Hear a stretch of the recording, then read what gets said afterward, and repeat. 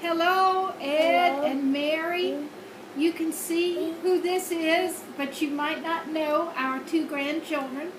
This is Lars, and Ellie is over here on the side if she'll peek her head around. Here's Ellie Ann. And we are wishing you a very happy, close that mouth, 50th wedding anniversary. We can hardly believe it, but our congratulations to you. There's so many things that we could talk about. I've made a short list, and I'm not going to elaborate too much because it would take too long. But Mary, I first have to say, the sewing group. What a wonderful group that was. I'll never forget it. And I think we have Mary Ann Garberic to thank for that. Also, I remember, Ed, that you, wait a minute, look at the video. You and Dan Kaiser, come here, would carpool with Dwayne Klein downtown Atlanta every morning, and what good friendships you had as a result of that. I remember trips to New Orleans, especially for Martin Luther King Jr. holidays when I had vacations, school vacations. And now we have more to look forward to. Wait, Ellie, wait, girl, wait. All right. Who could ever forget that marvelous trip we took to Wales with the Popular Culture Group, and looking forward to maybe doing that again sometime. Summers at Folly Beach with all of your grandchildren as they came along.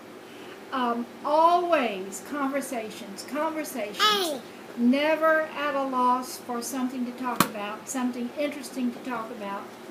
And did I mention along those lines the C.S. Lewis group at St. Bartholomew's?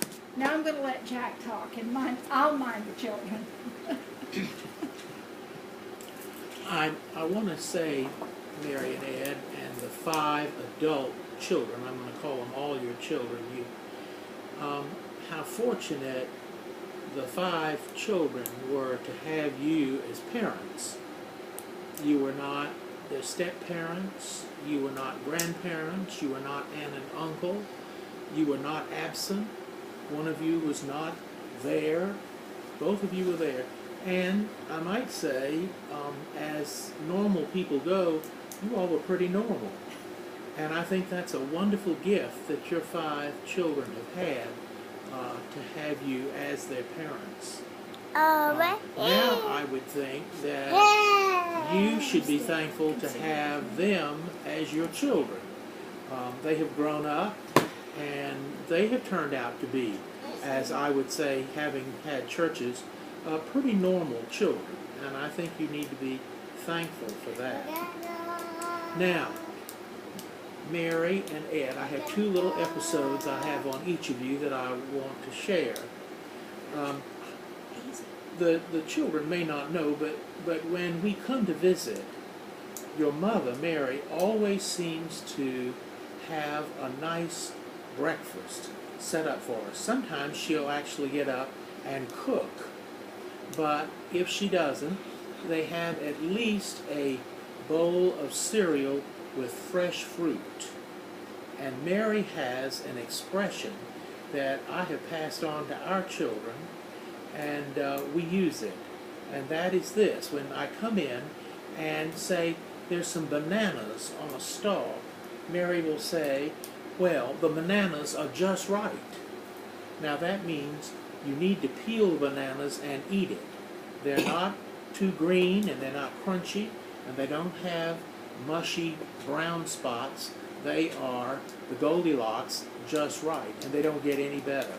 And so we have that expression now, just right, whatever the fruit may be, or whatever we're talking about, Mary. That comes from you. And Ed, you know, we would travel and stay at motels. And you did not ever stay at a flea bag motel like I did with my daughter once. She'll be glad to tell you about that sometime. But you stayed at kind of average, normal motels. And we went to bed one night, and we agreed all to get up at 7:30 and meet at the motel's breakfast area, which we did. And we all got there, and everyone ordered breakfast. And Ed had ordered his breakfast, and it happened to be poached eggs. And when the order came, Ed looked at the poached eggs, and there's a look that only Ed can get that means it's not up to standard. I imagine you children, if you did something wrong when you were younger, you can remember the look of your dad when you weren't up to standard or what he thought you ought to be. And these eggs, first of all, he took a knife and plopped it down onto the egg and couldn't get it into the egg, so he took his fork and stuck it into the yolk of the egg. It was so hard, and he lifted it up and held it up, and he said, obviously the cook in the kitchen doesn't know the definition of poached eggs, and had that look that only Ed can get. And I just want to let you know, I'll always remember Ed and the poached eggs. And so, finally, I want to say I'm so thankful for the two of you, to have had you as friends and companions along the way, and wish you all the very best, and want you to know that you have Sara Ann and my love at this time for your 50th anniversary. Congratulations. Bye-bye. Bye.